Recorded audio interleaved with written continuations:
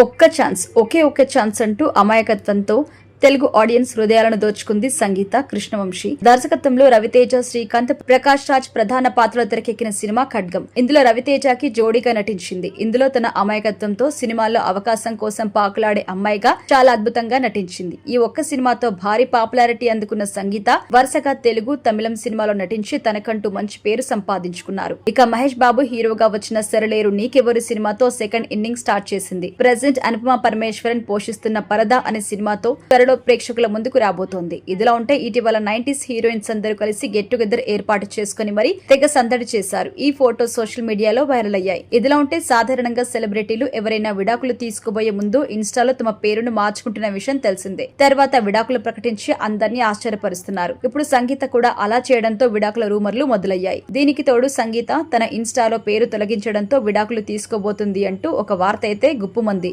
అసలు విషయంలోకి వెళ్తే 2009లో ప్రముఖ సింగర్ కృష్ణ వివాహం చేసుకున్నారు సంగీత. వీరికి ఒక కూతురు కూడా ఉంది. ఇన్స్టాలో ఇన్ని రోజులు సంగీత క్రిష్ అని కనిపించేది. ఇప్పుడు కేవలం అది సంగీత యాక్టర్ అని మాత్రమే కనిపిస్తోంది. దీంతో సంగీత కూడా త్వరలో విడాకుల ప్రకటన ఏమైనా చేస్తుందని అందరూ అనుకుంటున్న వేళ సంగీత స్పందించింది. సంగీత మాట్లాడుతూ విడాకులు అంటూ వస్తున్న వార్తలు పూర్తిగా అబద్ధం. నేను ఫస్ట్ నుంచి నా ఇన్స్టా అకౌంట్ లో నా పేరు సంగీత యాక్టర్ గానే ఉంచుకున్నాను. ఇది ఎప్పటికీ అలాగే ఉంది. మా ఆయనతో కలిసి నేను సంతోషంగా ఉన్నాను. ఈ రూమర్లపై స్పందించాల్సిన అవసరం లేదు, కానీ మీ ఆగడాలు మాత్రం ఆగడం లేదు కదా, అందుకే స్పందించాల్సి వచ్చింది అంటూ క్లారిటీ ఇచ్చింది. మొత్తానికైతే విడాకుల రూమర్స్ పై స్పందించి ఒక్క దెబ్బతో క్లారిటీ ఇచ్చింది ఈ ముద్దుగుమ్మ.